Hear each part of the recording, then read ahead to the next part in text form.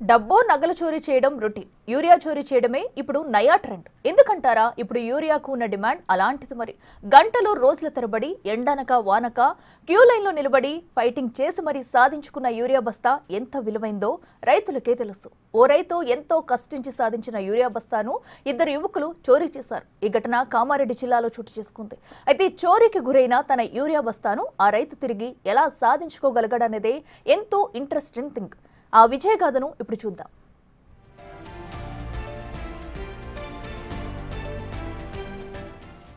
కామారెడ్డి జిల్లా బిక్కనూరు మండలం రామేశ్వరపల్లెలో యూరియా బస్తా చోరీ హాట్ టాపిక్ గా మారింది.